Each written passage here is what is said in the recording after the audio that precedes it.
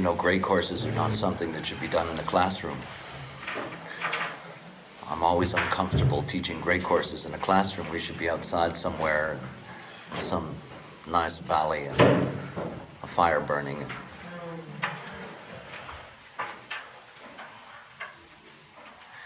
And I had a real dilemma when I was given all of this knowledge, is how much is practical to tell people. The only thing that allowed me to move from being somebody who had had an extraordinary experience and was really quite mad in terms of society, to be able to come down from that place and to go into the mundane plane of telling people that you got information from a voice and stuff like that. It's very bizarre. The only way that could be justified for me was because of the basic logic of human design, and that the logic itself was something that could withstand scrutiny, and it certainly could withstand me being scrutinized. And so, I've spent most of my working career in human design dealing with the practical application of this knowledge as it involves individual human beings. My only real concern is for the potential liberation of any single individual, to really understand what it means to be your own authority, and to understand that the moment that you become your authority, you are awake, and you get to live the unique experience of why we're here in form. But I was given an enormous amount of information, and so much of that information had to do with things that were not verifiable. Human design, the magic of human design is that I recognized from the moment that I was given the knowledge that at some point, I didn't know whether it would be in my lifetime, it turned out to be in my lifetime, that at some point somebody would be able to prove the validity of this, because it was just simply logical. And you could prove the validity because you could take the samples and you could do the analysis and you could do all of that, what was ultimately done with human design. But it's another thing to talk about past cycles, and it's another thing to talk about future cycles. I was never caught up with, I'm not a fan of the New Age to begin with, so I was never caught up with all this business about past lives and incarnations and all of that. That was never something that was interesting to me. Nor was the past in that sense interesting to me, other than the fact that it gave a nice foundation and background for the present. But the reality was that when I took a look at human beings and they were interested in who they were in their past life, I was more interested in who they are in their present life, because that was where the real problem was. It had nothing to do with their past life. They left that body a long time ago. So I was very cautious for years about other information that couldn't be substantiated.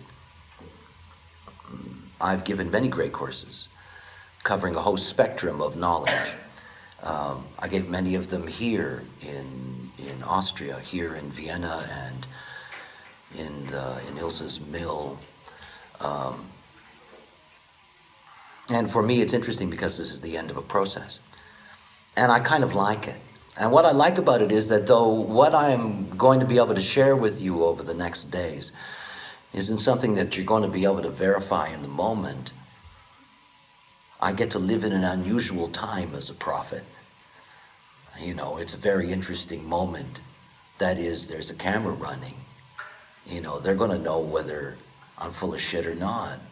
They're really going to be able to verify that, because basically all of this is timed and it has markers and it's going to be there. And there are those who are going to be able to look at these things and say, yes, that's accurate. The most phenomenal thing for me about the nature of the information that I was given is how rapidly science catches up to each of the aspects of the revelation as I move along. There's an enormous amount of things that are available through this knowledge in terms of being able to see where we're going and the movements that we're going in, that will be very important for science to understand in terms of, we're going through a major change. It's one of my joys in design is that I can participate in an evolution that otherwise my little lifetime could never grasp. We've got these short little moments in which we're here in the vehicle and it goes by incredibly fast. I mean, it's incredibly fast, and it just whoosh, it's gone. And there's no way that you can see the larger movie. Oh yeah, you can look back and you can say, you know, there was this movement from this to this to this to this to this. But it's like history books. What I like is being able to live in a time of mutation and get to recognize and see the mutation everywhere. I mean, literally to be able to see it, because it's all at work. You know, I'm going to talk later, I don't know when I'll get there, but I'll get there, about solar plex mutation. And in the early 90s, I began to talk a lot about autism, and autism in its relationship to the 19th gate and the 49th gate, and this channel of synthesis that runs between the root center and the emotional system.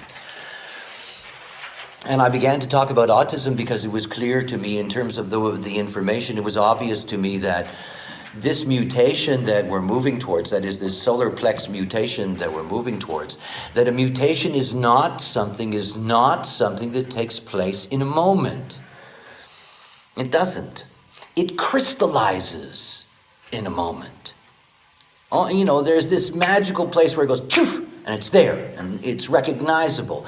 But there's a whole movement that leads up to it. It's one event after the other. It's why they've always talked about the joke of how to recreate life on another planet, if there could be another planet and they would have life just like us. And the odds are so incredible, it's hard to imagine. I mean, it's trillions upon trillions upon trillions upon trillions upon trillions upon trillions upon trillions upon trillions upon trillions upon trillions to one. That anything remotely like that can happen, because it's a process. And I knew because the solar plex mutation was coming, that we were going to have an explosion of two things: autism, prostate cancer. It was just there. And you know, I've watched year after year after year since I began to talk about that. And you see this incredible explosion taking place in both of these. I mean, I just read an article 2 weeks ago in the International Herald Tribune on the fact that autism has risen to levels that nobody understands why. It goes far beyond the fact that more people are reporting it. It goes, you know, far beyond any kind of factor that they can work in. California, for example, has a level of autism that's just outrageous, and it keeps on expanding at an enormous rate. The reality is that the autistic child born 30 years from now wouldn't be autistic. That the male with prostate disease now will not have prostate disease, with the very same phenomena at work within them, will not have that disease 30 years from now. It's not even 30 years from now, it's less at this point. It's 25 years from now, 26 years from now. In other words, we are going through a mutation, and one of the things that is so clear to me,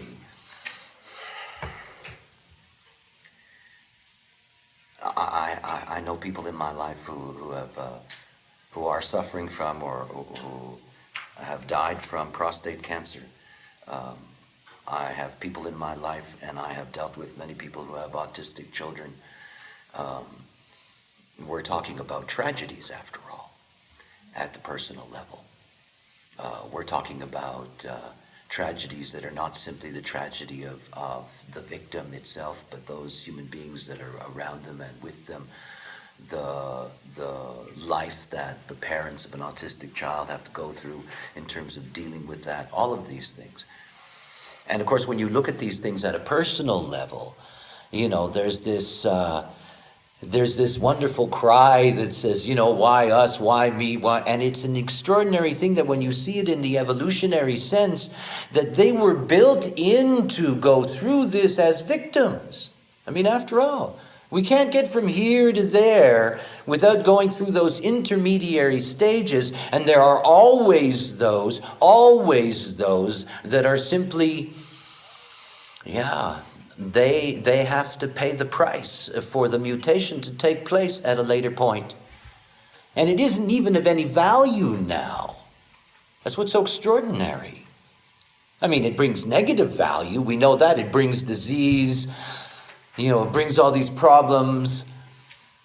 It's just an interesting thing when you're participating in an evolutionary process. You're awake and you're aware and you watch what's going on. You begin to see the program doesn't care about us. The genes that we have within us don't care about us. I have to recognize that. It's the oldest thing that came out of me was, when I started this process, was that human beings have to learn to love themselves. Because the program doesn't love you. Your genes do not love you. They do not. All you're left with is the illusion in the middle. Oh yes, we are very much illusions in the middle.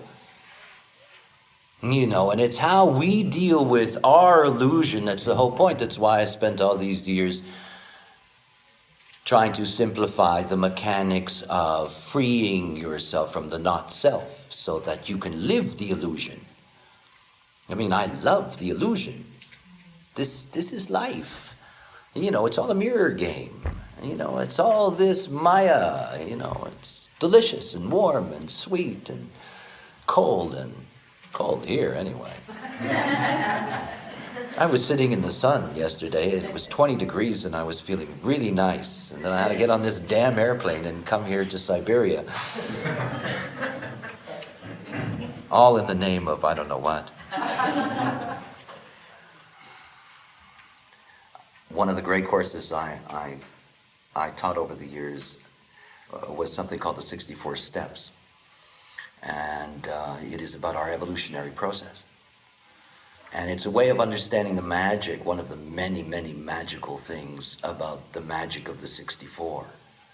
It's one of the ironies, or one of the jokes, if you will, of looking at the way in which the hexagrams are structured and numbered, that number 1 and number 2, rather than being beside each other, are opposite each other. So what's the rhyme or reason of going from 1 to 64? After all, why are they called 1 to 64? This is one of the magical things that's inherent in the structure of the I Ching. Those 64 sequences, those 64 steps, they really are an evolutionary process. When I received the revelation in 1987, the first thing that I was told was that we were still in the 54th step. We have global cycles. We're in a global cycle now that started in 1615. It's going to end in 2027. And in 2027, we go into the 55th step. So we change the sequence,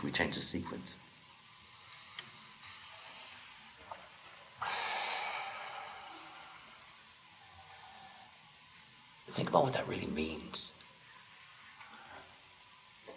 Every single one of us is one of the things about understanding what you see in a human design chart.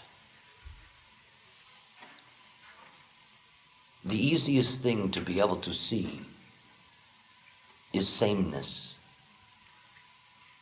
It's the easiest thing to see is sameness. So if we take a genetic analysis of everybody in the room, it's going to be really difficult to find anything but sameness. Those 64 gates, they represent the genetic matrix. We all have that genetic matrix. All of us.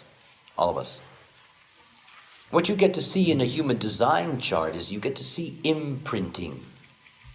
And that imprinting is differentiation. Now, this is something very important to understand. You're not looking at somebody's genetic code when you're looking at their chart. What you're looking at is how they're differentiated from someone else. That's why it's the source, the real source of self-love. Because you do get to see your difference. And anybody who has gone into any deep level in design, and I mean below the line, to color, to tone, to base, to the tens of thousands of variations that exist in every configuration, this is not astrology, then you get to see that you get down to very, very, very fine points of differentiation. And it's differentiation that makes everything important. Now look, we have cells in our body. They all carry the same DNA. All of them. Doesn't matter what job they do. If you go into that cell and you go into its core, if you go into that nucleus, what you're going to find is the DNA for the whole being. You could actually take that and clone the whole thing. And yet within the context of that cell, it only does a specific job. It's a blood cell, it's a muscle cell, it's this or that. And the reason it does that is that it has an imprint. It has a focus point that it only concentrates on. When you're looking at your design, you're seeing your focus points. Doesn't mean you don't have any of that other stuff. There isn't a line in the Rei Vi Ching that I can read that you can't identify with. You know, you can identify with any line. Anybody can, because it is us. But the PowerPoints, those imprinting points, oh yes, that's what you resonate to, because that's really your differentiation. Now, the global cycles don't work differently. They don't. That is, what's happening is that you're getting an imprinting at another level. It's another level. You're getting an imprinting that resonates. So that imprinting, we've got a 54 step. This is the 54th gate. It's resonating through everyone. It's a whole cycle of movement. The other thing is that 54. If you look at it in terms of design, you know that the other side of that, that is the channel that it's involved with, is the 32nd gate. And you got to imagine that if we're in the 54th cycle now and it's not going to end till 2027, that you got to go back a few years to get to the 32nd one. In other words, the whole thing that started this process started long ago. What's the 3254? It's a channel of transformation. Only now, only since 1781, we have been ready for transformation, and it's going to end in 2027 in February. Basta. And after that, you won't be able to transform anything. Nothing. And this is the only time that the potential for transformation is there. From 1781, it was the advent of the nine-centered being. From 1781 to 2027. Now look at what has happened on this planet in that short period of time. You talk about transformation. There has never, ever been anything like it. It's incredible. No matter where you look, in terms of the development of human consciousness and intelligence, in terms of our capacity to be able to manipulate the environment, which is what we were designed for, the transformation is incredible. And it's coming to an end. You know, this is the time to be transformed. And slowly but surely, as we move year by year to 2027, this door is closing.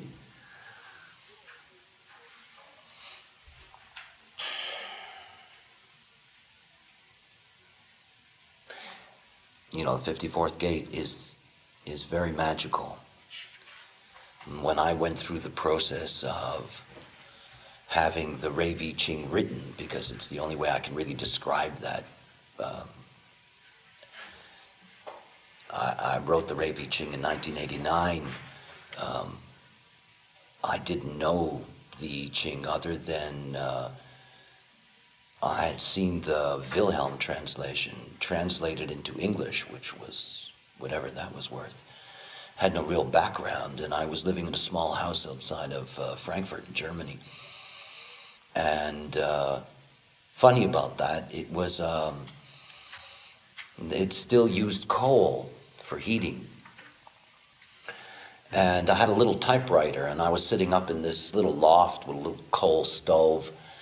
And just around this time of the year, because it was written during the Scorpio month, every morning I would go up there, and I would actually go downstairs first and get coal from the coal bin, and I would take the coal upstairs and start the fire. And then I would sit down at the typewriter, And I would draw out the chop, the hexagram, and I would draw the hexagram out on a piece of paper in front of me, and I would just look at it, and then I would write the hexagram and the lines. And I would do that every morning until I had done all 64 of them. And it took me about 25 days. What was interesting about that, considering my affection for black, is that the coal dust on my hands, and all of those original documents, and the first Rave I Ching, if you open it up, every page is covered with black fingerprints. They're all over this thing. Anyway, it's a great course, eh? I mean, I will go where I go, The 54th gate, which is where I got started. If you would take somebody who had been deeply, deeply educated in the original I Ching, I mean the real I Ching, and they were to read the Rave I Ching, and I've had this experience with real I Ching scholars over the years, particularly in the early years where they were trying to see whether this was, bogus or whatever the case may be. And they would go through all of that, and they would see the relationships. Obviously, the language is different and so forth and so on, but the formula is the same. Anybody who really understands the formula can see that all of those, they relate to each other. Except for one thing, 54th gate, fourth line. Because the original fourth line of the 54 has nothing to do with what it says in the Rave I Ching. The Rave I Ching, this is a deeply, deeply mystical line that's called enlightenment, endarkenment, blah, blah, blah, blah, blah. It's one of the things to understand about the whole thing about the 54th gate is that the 54th gate is here to be noticed for its potential. People think of the 54 as a gate of ambition in the sense of the way we try to define negatively ambition in people. They're ambitious, as if that's a dirty word. But in fact, the 54 is not like that.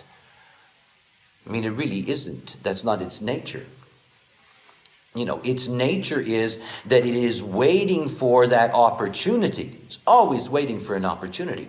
And it's waiting for an opportunity to be recognized for its capacity. It's a joke of the 54. If you turn it around, it's the 45. That's the king and the empress. The 54 is the marrying maiden. Which again is a very misleading name because it has nothing to do with marrying and has nothing to do with being a maiden. It has everything to do with the original meaning. The moon is not yet full. That line in the original I Ching was about trying to marry off your daughters. The old I Ching was very sexist. It was full of all kinds of stuff. But it's one of the things to recognize is that there, in terms of that 54th gate, that really what it was about was somebody being able to see, their moon is not full yet. In other words, wait. The maiden is going to blossom into a beautiful woman, is going to blossom into a jewel. And this is the whole thing about the 54. The 54 is waiting for somebody to see that it's a diamond in the rough. It's waiting for somebody to see that, here it is. You can do it. This is our time. We are all diamonds in the rough. And the nature of the program is that it's opened up a window for us. There's a window. It's closing. Right? There's a window that's open, and it's this window of transformation, and you can see how much impact that's had. The world in the last 50 years, the revival of, 19th century mysticism, the return of, the master guru trip, all of that stuff, the enormous impact that had on a whole post-war generation, because this is the transformation time. In 1961, we went into the first line theme. Now, one of the things to understand about the way in which cycles work is that they work according to the precession of the equinox. In other words, they're going backwards. So when you're going through global cycles, you're going backwards. We're right now, the main point is we're in the 37-1. I'll show you all this in a while. And we're moving backwards. We're going to go into the 55-6. That's going to take place in 2027. But right now, since 1961, we've been in a first-line theme. We'll stay in this first-line theme until 2027. That's why you have me now, because I'm nothing but Mr. First Line. I mean, I didn't even think I was alive before 1961. because it had nothing to do with me. And in 1961, my whole life changed. 13 years old, 1961, all of a sudden my whole life changed. Because the global theme went from being second line to being first line. I've got 10 first lines. I've got a first line in my profile. I, Mr. Investigate, get down to the foundation and make sure that it's solid. And if it isn't solid, call it what it is. And here I am in a first line time. And you have to see how important that is, because the first line theme is education. First line theme is finding things out. Since 1961, we have answered questions that are the most incredible questions. Right now, somewhere out there in the world, there's 2 human clones coming. Hey, they're coming. You know, we're living in a time in which we really are fulfilling what is our destiny. I know it annoys a lot of people. But then again, I like annoying people. I'm a heretic. We're here to be the God we always wanted. I mean, it's true. You know, God created us in his or her own image. Now, come on, give me a break. We can do that job. I don't know about God having done that job. We can do that job. We can recreate life in our own image. Give me a Petri dish. Give me some sperm. Give me a fertile egg. I'll build you a baby. I'll grow it in a cow for you. They're doing that, by the way. That is, they're growing other life forms inside of a cow by using stem cells. Now, I know that all that stuff isn't necessarily pleasing to everybody. However, the point is that we are living in a time where we're here to get all of the answers we need, because the door's closing. The door's closing. We only have 25 years to find out what gravity is. They still don't know what the fuck gravity is. You imagine? I have no idea. They're still trying to deal with Newton and his apple. And until we find out the answer to that question, we're not going to understand the most important question of all. See, when the voice first told me the mythology, and talked about the child, you know, this biverse, as I call it, the universe, the totality, that this is an unborn entity. I mean, it's alive. It's alive. And to really understand that we are part of this, you know, vast living organism. Now, one of the things about the nature of that child is that that child at some point, has to emerge into the world that created it, which has nothing to do with us, by the way. And in order for that to take place, we have to be able to see that. We have to be able to see that at some kind of scientific level. And the way in which the physicists deal with that, because there are metaphysicians, is that they have a question. And the question is, what's going to happen to this universe? There's 3 possibilities. One possibility is it's going to get to a certain point in which it collapses in on itself. The scenario is that time runs backwards. You know, you rise out of the grave, you go slamming back into the womb, all the way back to the beginning, and it's over. Or maybe it bounces back, who the hell knows. But anyway, that's their idea. You know, you go up there and it compresses and it comes flying back. The other one is it's inflationary. It never stops expanding. It keeps on expanding and expanding and expanding, and everything keeps moving further and further and further and further and further away from each other, and then you really have a cold, slowly dying, dead, empty place. And then there's the lunatics like me who say there's something called steady state. And steady state is a moment of balance. It's a moment in which the basic forces of attraction and the forces of expansion come to a place of balance. Now, until they understand the nature of gravity, they can't answer that question. And they're never going to understand the nature of gravity until the scientists discover the magnetic monopole. By the way, any scientist who's going to watch this film, it's here. It's not out there. Looking for it here. You'll find them in the sternum.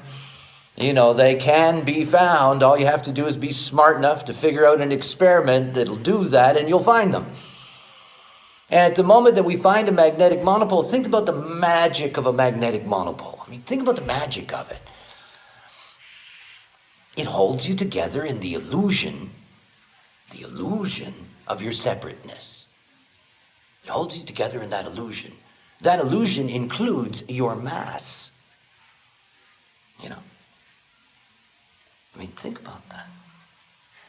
A magnetic monopole can hold you together in this illusion, but let's say that my magnetic monopole, for some bizarre reason, was simply going to change its frequency, and all of a sudden my mass is equal to 2 stars, and I suck all of you into me immediately.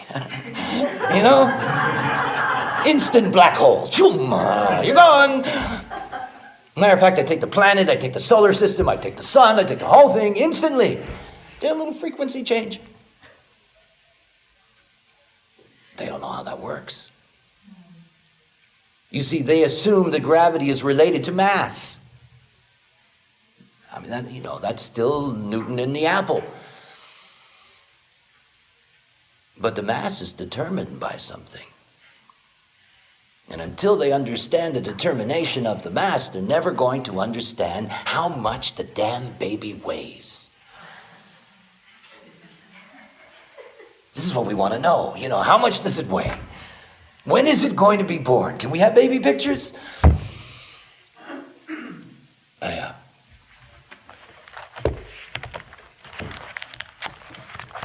In doing a last grade course, I dug out, instead of making new transparencies, I dug out all these old transparencies.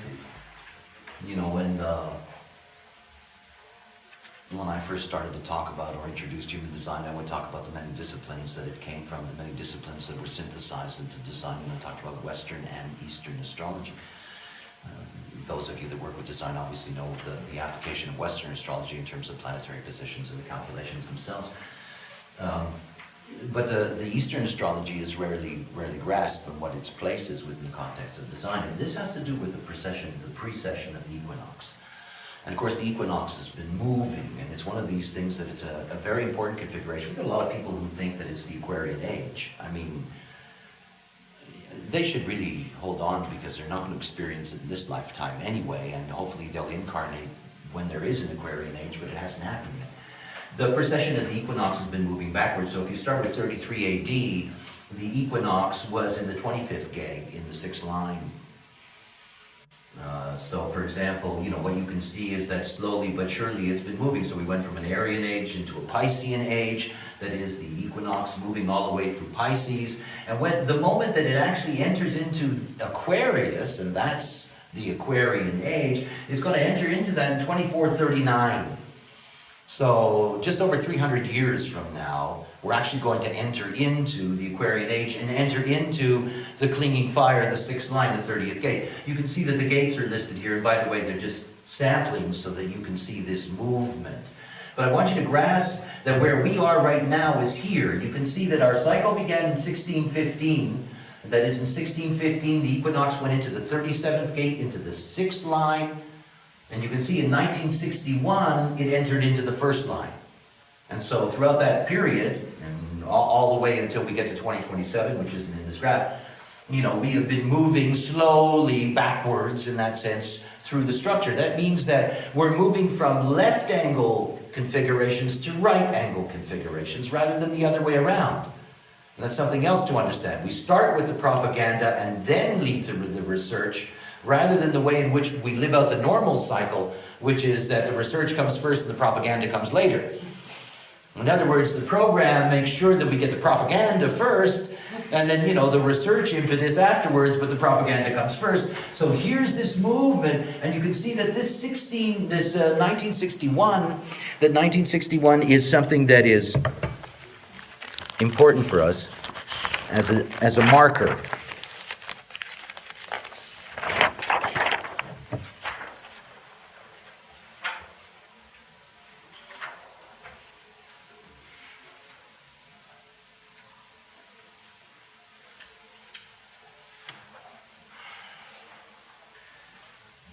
these are the dates of the round. So, my name, Uruhu, this is a title. And it's supposedly the title of the closer of the round. Here's our round. It starts in 16,101 BC, and it ends in 3,263. And in 3,263, this movie is over. And I'll describe all of that as we move through this process. But that's the whole thing. So the world will come to an end, but not in your lifetime. 1,000 years, a lot of things go down in 1,000 years in our context. So there's a lot of process to go. But understand something. Transformation is going to end in 2027. It's going to end. This is it. This is the place where we have to find out. This is the place where we have to know. That's why there's so many human beings who want to find out. Right now in the world we have about 75 million professional scientists. This is our time to find out. We're desperately trying to grasp everything now. Nobody understands why. It's just this incredible power and impetus. But the reality is that the door is closing on us. Now you can see that the round itself is broken up into epochs, and they go through various structures and so forth and so on. I don't want to get into too detailed business with that because that's not my purpose in this. I just want to show you where we're at.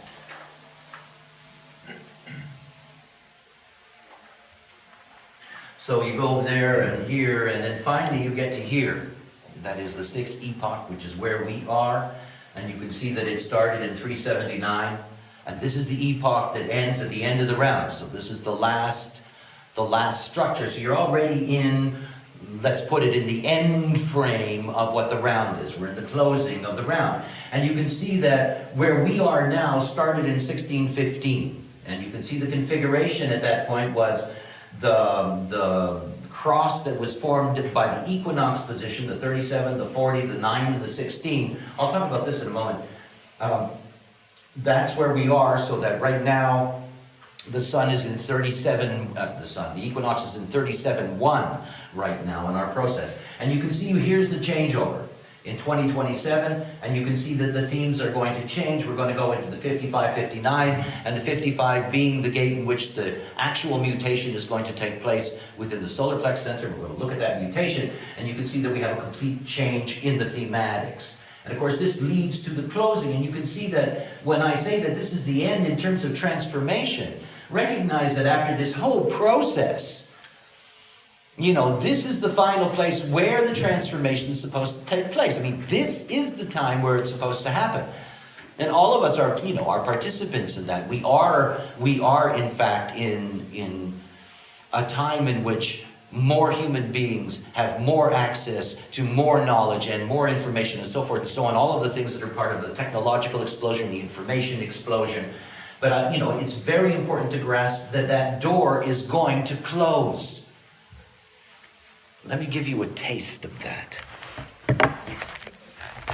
Formed by the equinox position, the 37, the 40, the 9, and the 16. I'll talk about this in a moment.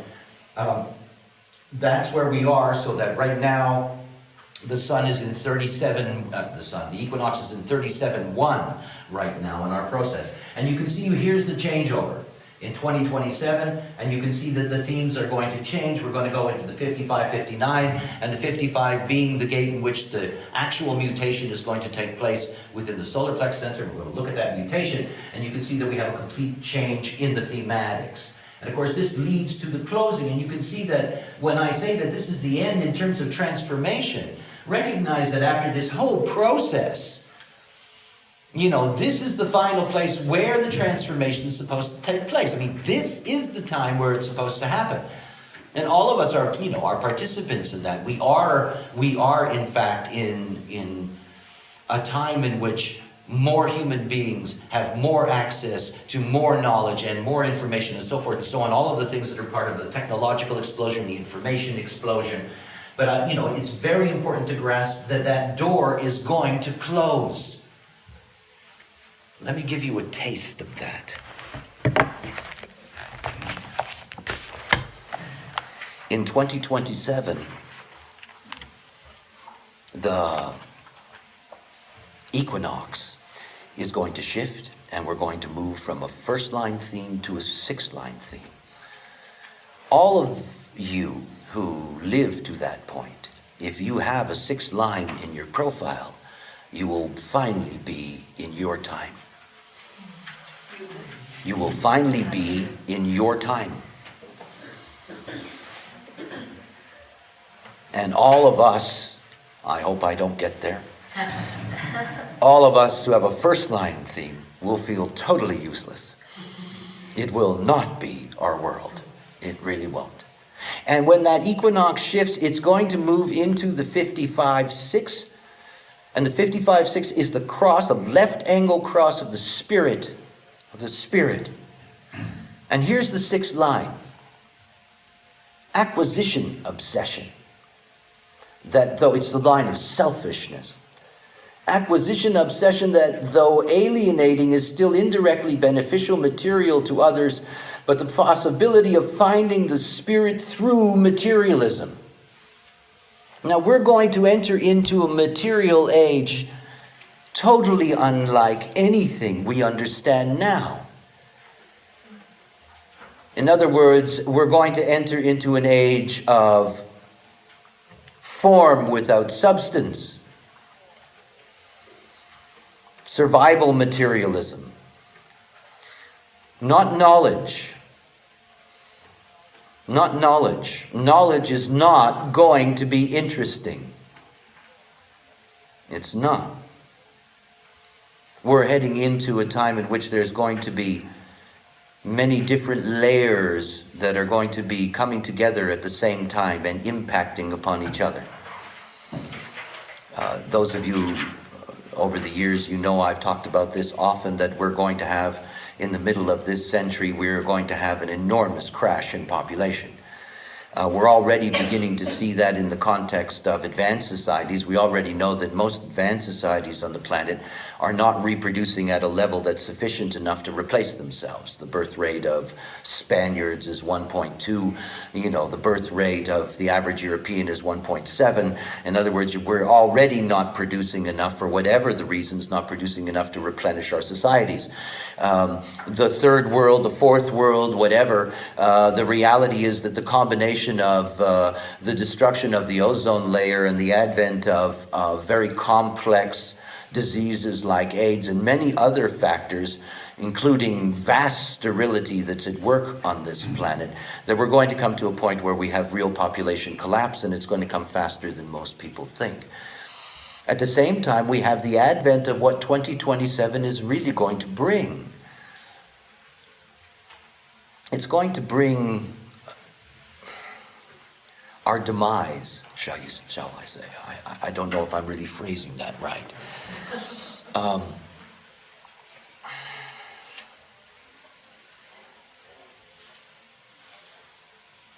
This word rave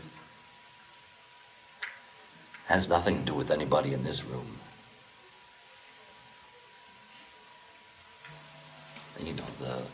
The rave isn't born yet. We're human. We're Homo sapien. And Homo sapiens are basically killer monkeys. So we're a vast collection of killer monkeys with smart, manipulative brains. But we're not raves. The advent of the nine-centered being is that we are as much a victim as the autistic and prostate victims. Because you see, we're a victim of the transformation of the vehicle, and yet we're not designed for it. I don't mean to disappoint anybody. Why do you think it's so damn hard for you to wake up? The nine-centered vehicle is a vehicle that belongs to the children that are going to be born with the solar plex mutation. It's their vehicle. It's perfect for them. For us, it's a trial. It's much more complex. It's much more demanding. And of course, in our process as humans, what we're simply trying to do is we're trying to find some place inside of us where we can accept our aloneness. We're human. Raves will never be alone. I'll explain why. But they will never be alone. They will never have to deal with aloneness. They will never know aloneness intellectually. They will never know aloneness physically. They will never know aloneness in any way that one can imagine, because they're an evolutionary progression.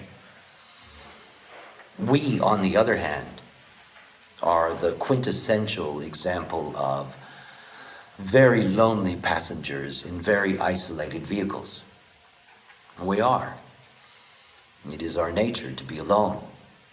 No matter how far you go in your consciousness, I've been awake a long time, I'm still very much alone in here in this box.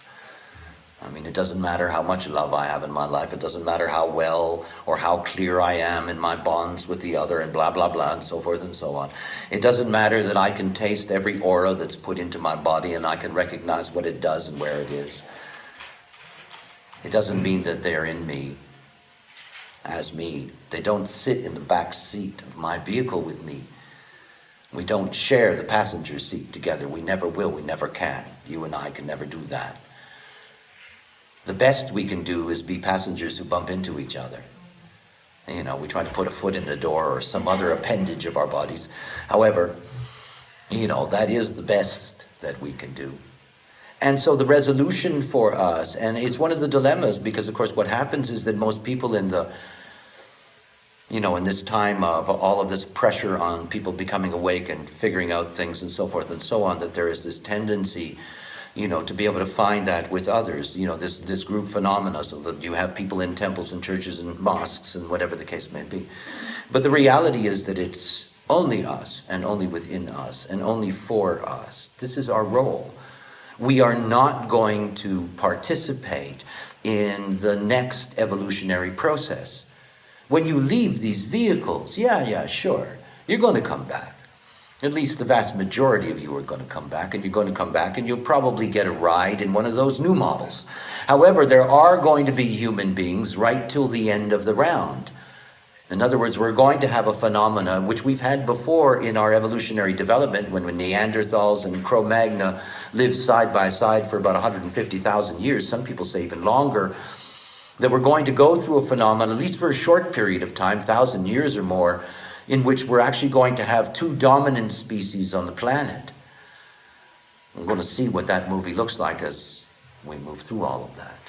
But for us, for what it is to be human, to recognize that the only way that we complete our process is that we awaken to the beauty of what it is to be different. Because in the end, we're really the last experiment in this kind of level of differentiation. You know, the whole structure of Earth as a platform for life is built on diversity. Everybody knows that. We have over 1,000 species that disappear every day. Did you know that? 1,000 species a day? Keep counting. That's a lot. Right? But you know, we're the diversity king. I mean, this is our magic. You can't find what you need unless you have enough selection. You know, it's like now. You know, we got 6 billion of us on the planet. We've got a chance that we're going to have 1 or 2 smart people. You know, we got a chance. And that we have somebody that can look this way and somebody that can look that way, and we really get to a level of clarity, awareness, recognition, blah, blah, blah, all of that. But all of that is based on the gene pool. You know, you keep on expanding the gene pool because you need certain things. We need those millions and millions and millions and millions of scientists. You know, cranking away at, this is how this works, this is how this works, this is how this works, this is how this works. Do you know that you could spend the rest of your life, 24 hours a day, just reading about all the things that we've figured out now, and that you wouldn't even get to 0.5% of it? I mean, it's like, it goes on and on and on. But it's our end game. It's our end game. Figure it out, close the door. Figure it out, close the door.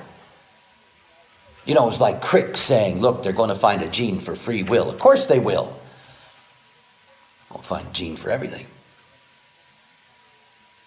You know, we're getting to the point where we close the door, so we have to make sure that we know what we need to know. What we need to know is that you can really sit in this vehicle and get a life for free. Yeah. I mean, a life, not a torture, not a pain, not a drag, but a life.